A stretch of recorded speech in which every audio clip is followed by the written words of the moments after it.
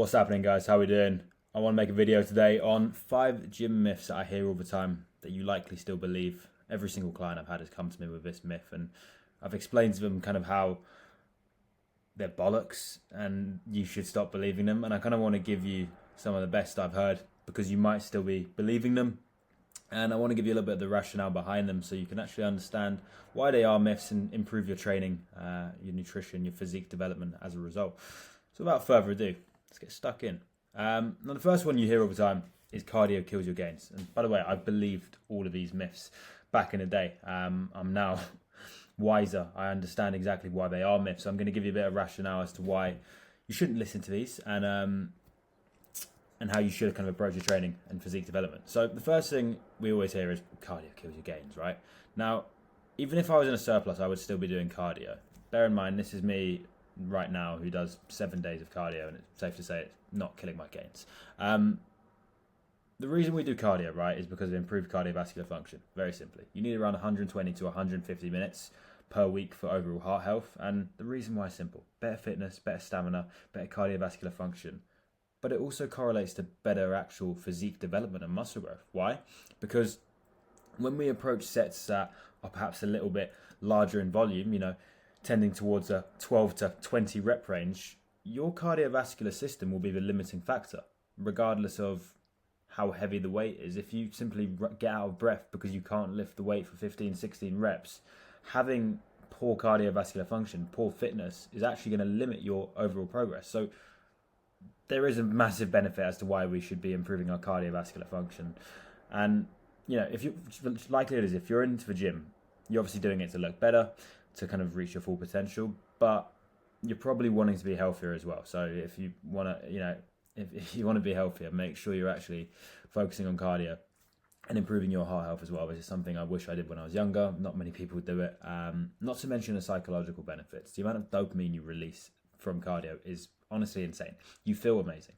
And I think everyone deserves to have that feeling as much as possible. I'm so grateful I get to do cardio every day because the feeling I get from cardio is insane. It's like you're on cloud nine every single day, and consequently it pours back into my business, my life, my relationships. I'm happier all the time. I have these great ideas. The breakthroughs I have on cardio are insane. I've made a whole video on this, but it's really, really important. And I think even if you're bulking, you should be doing it. Now, that's kind of why. Now, how should you do it to make sure it doesn't kill your gains? Well, we should be eating back around 90% of the calories. So yes, it is counterintuitive to be burning calories when we're trying to put ourselves in a surplus. However, we can simply just eat the calories back, and we want to do so through protein and carbohydrates. We want to eat around 90% to make sure that we're just about accurate, and it can actually be a very, very good tool to minimize any dieting errors. Perhaps you haven't been very good with your tracking. This will kind of bring you back to baseline and make sure that all the nutrients are being used for muscle growth and not just being deposited as fat. And it also can give you a little bit of leeway. If you fancy a few drinks on the weekend or a little cheat meal, a little off-plan meal, that can bring you back to baseline. And it's something that can be used as a very good tool, not to mention it's going to help your overall heart health. Now, I'll give you a little bit of a story time. When I was bulking back in 2021, my first ever proper off-season, fucking 2 years on a bulk where I gained a lot of my muscle, didn't do any cardio, and I was at university, and I played some five-a-side football at the time, and I remember I had to get subbed off every 5 minutes because I just couldn't run. I literally couldn't run. And back then I didn't care, I was only into the gym, but now I look back at it and I go, what the fuck's the point? Because at the end of the day, I came into this not only just to look better, but to become the best version of myself, become the healthiest. It's like, what use am I with all this muscle if I've got no fitness? So come on, make sure you're doing that, and just keep it to low intensity, steady state, so lifts, minimal running. At the end of the day, if you're training legs on a Wednesday and then running on a Thursday, you are going to kind of dig into your overall fatigue levels. Like, you are going to feel fatigued. So that's not very smart. That can kill your gains, if you will. So incline walking, bike, elliptical, stairmaster, maybe a run if it works with your training plan. But keeping it kind of low intensity and making sure that you're eating back the calories will ensure that you still gain muscle and actually take things a little bit further and improve your overall fitness, which, like we said, can improve your overall muscle growth, not to mention your overall health. Cardio does not kill your gains. That's the reason why. Now, second one, you cannot lose fat and gain muscle. Now, this is a myth, and I can prove this. I've done it with so many clients. I've done it with myself plenty of times, and I've done it with many clients who've just come in and they want to gain a load of muscle, but they also want to lose fat. They think that you have to do a bulk and then a cut. And I've just done both at the same time. within literally 12 weeks. And you just have to answer it this way. It's like, is it likely and is it the best way to do things? No, not really. But is it possible? 100% yes. It can be done, but only in a few circumstances. And I'll explain this now. Number one, when you're new to the gym and your stimulus is low. So if you're new to the gym and you haven't been training before, at the end of the day, even if you touch a weight, you're going to grow muscle. It's just the way it works, realistically. Provided you're not in some crazy sort of deficit. As long as your food is in a good spot, you're going to grow a decent amount of muscle, as long as you've got an adequate sort of training plan. So, with that being said, right, if you're newer to the gym and you put yourself in a decent deficit, so you're in a bit of a skinny fat position, most people will tell you just, okay, let's just bulk up and add a load of size. That's exactly what I did. And 9 times out of 10, that might be the right solution. But you can actually be a little bit smarter and get yourself to a point where bulking or gaining is more favourable when you're leaner. And you can do that in a position when you're new to the gym and you're actually able to grow muscle whilst losing fat. You could be eating, for let's say a 5'9", 5'10" individual, 2,500 calories, losing fat, doing cardio while still gaining muscle. And I've done this with many clients who've come in who've told me they just want to bulk. And what we've done is we've actually just got them leaner for the first 6 to 8 weeks, but actually improved body composition as a result. Just done this whole crazy body recomp. So they then go into their bulking phase much leaner, which then gives them a bigger runway to gain even more muscle. That's, if we're thinking of a long-term kind of 1 year process, that's how you're going to grow the most amount of muscle. So that's kind of number one. You then got number two when you're undertrained. Now this means when you've simply taken time off the gym and you've kind of lost a bit of muscle as a result. So this could be perhaps you've injured your rotator cuff for 2 months. And as a result, you can't train chest. Therefore, you've obviously lost some muscle, lost some size. Now, that muscle isn't necessarily lost. It comes back. There's muscle memory. There's a lot of science behind it. Something to do with the nuclei in the cells. Look at the studies. But the muscle comes back. So again, provided we're not in some crazy deficit, if you're in a fat loss phase, you're in a dieting phase and you're trying to lose a lot of fat, that muscle can come back as well. So that's the second circumstance. And I've seen that again with other clients. And finally, when you're in a small deficit, when you're eating at maintenance and using cardio to put you into a deficit, you can lose fat slowly while still gaining muscle, provided your training is accurate, you're training with the right tempo, form and accuracy, intensity is there, and you're actually allowing for enough recovery, and your protein and carbohydrates are high enough pre and post workout. You do all of that, then you can body recomp, you can lose fat and gain muscle. And I've literally done that in the last 7 weeks. Why? Because I altered my training. I started training 5 times a week as opposed to 4 times per week. I slowed every single exercise down, really focused on my tempo and accuracy. And when I first started, I was on 2.6k calories. So I actually noticed that scale was kind of plateauing sometimes, but I was getting leaner, and that was really cool. That was a body recomp as fitness. Now we're past that. I'm on like 2.1k calories, and it's just my lifts are going down, but it is what it is. So can you lose fat and gain muscle at the same time? Yes. In those circumstances, I've done it myself, and I've done it with plenty of people. If you'd like me to walk you through exactly how to do it, I will happily do that. In fact, I've got a link in my description right now to book a call with me. If you are struggling with that and you don't understand all of this, I will literally map it out so simply for you and just create your strategy, looking at your physique, just saying, right, this is where you're at now. This is where you can get to if you do X, Y, and Z, and just make it easy. Like, you've probably watched my videos. I do this for fun. I love this game. So if you do want a little bit of help and you just want someone to, give you another set of eyes, book a call below and I will jump on with you. My calendar will be free next week, so feel free to do that. But back to the video, let's not get distracted. Now, number 3, you should cut out carbs to lose weight. I made a whole video on this. You can check that out on my channel. I did pretty well. I enjoyed it. It's a really good video. You should definitely watch it. But you've seen my physique in the last few photos. For anyone who watches me on Instagram, I document my cutting journey pretty much every single day. And that's my breakfast. I had it this morning. It's fucking unbelievable. I think there's around 80 grams of carbs in there.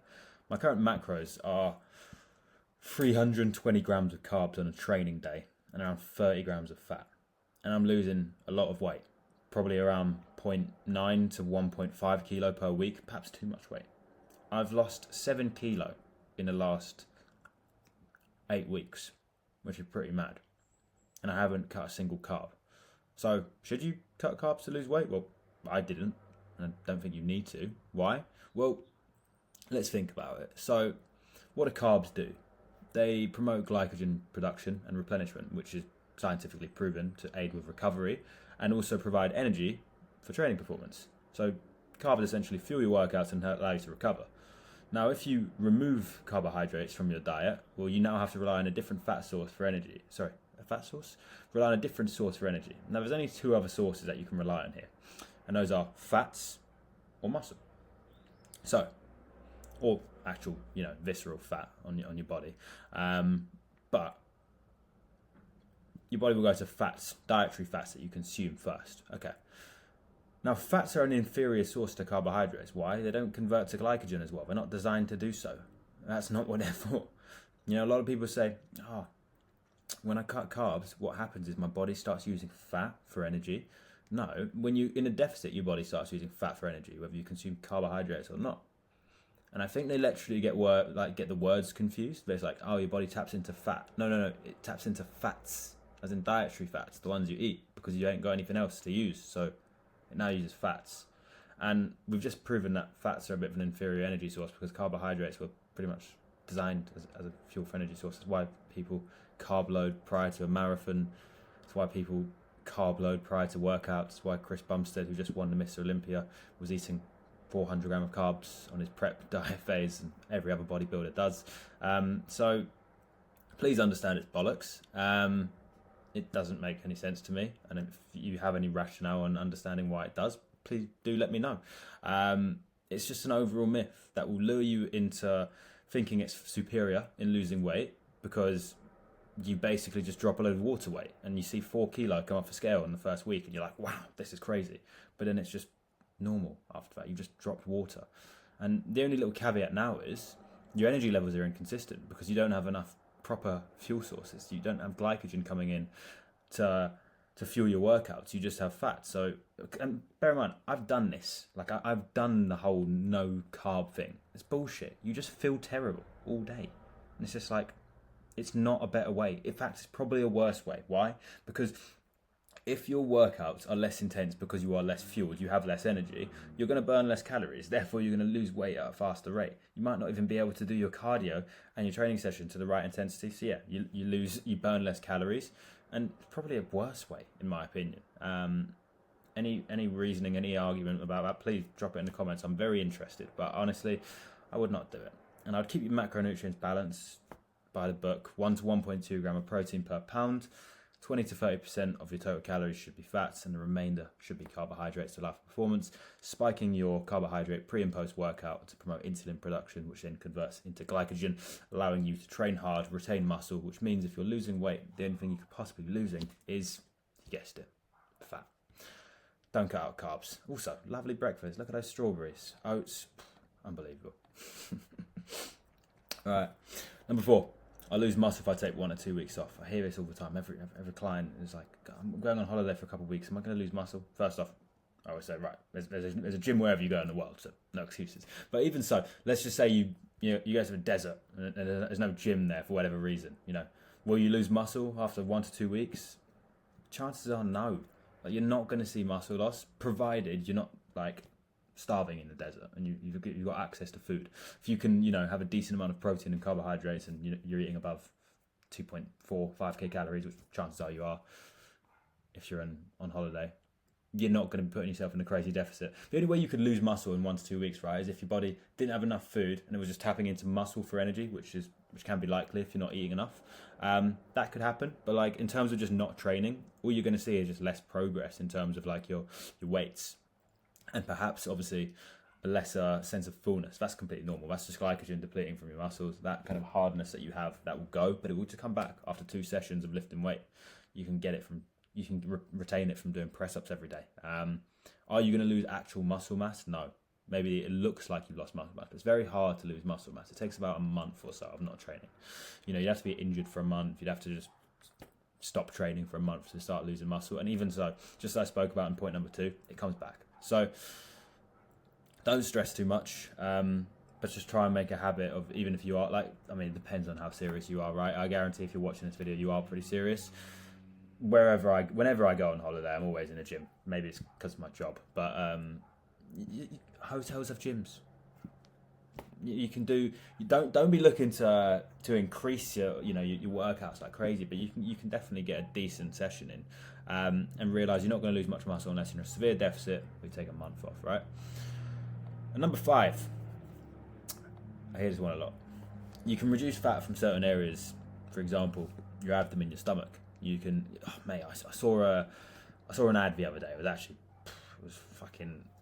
a joke. It was like, if you do this one exercise, you will remove all the body fat from your abs. It's like, shut the fuck up, mate. Like, no, you won't. It's not how it works. It's like, when you lose fat, right, you can't choose. You can't pick and choose where you lose fat from. Trust me, if you could, I'd actually choose to lose it off my legs because I haven't got any fucking quad veins yet. It's doing my head in. But you can only lose fat from everywhere. It might come off your face, it might come off the shoulder, it might come off the arm, it could come off the forearm, it could come off the hands, it could come off the abs, quads, hamstrings, glutes. Who knows? Depends on who you are as a person. And there's certain areas where you'll have less fat than others. For example, for me, I've always had a bit of vascularity here on the shoulders, and I've always had this bicep vein. What does that suggest? If you can see my veins, right, that suggests I carry low body fat in these areas. So these guys, they came in a little bit more. My abs, at this point, they're coming in. My obliques are coming in a little bit more. This is around week 6, so I think week 7 of the cut. So we've got a little update. I'm going to do a video on my cut update. But for me, personally, fat doesn't like to go off my legs. I'm just starting to get some striations in my quads, which is nice. I'm not getting any vascularity just yet, so we need to get leaner. Now, I can't pick and choose where my fat comes from. All I can control, and this is really important to understand, all I can focus on is what I can control. Applies to everything. Business, life, gym. Only focus on what you can control. Now, only thing I can control is how much fat I lose. So, I just need to make sure that I'm losing fat from my whole body, and I have complete faith, because I understand the power of delayed gratification, that my abs will catch up. And that's the only way it works. I can tone my abs. I don't like that word. I can strengthen my abs through abdominal exercise 100%. But is that going to lose more fat there? No. That is only going to strengthen them for when I do lose fat there, so they appear more defined and rock solid. Just because your abs are not coming in does not mean you're not losing fat. Your body just hasn't decided to lose fat from that area, provided the scale weight is going down. What you need to be checking is your scale weight going down? If it's not for whatever reason, then you aren't losing fat, clearly. Unless there's a few other circumstances, body recomping, salt, water retention, all that shit. That's another video.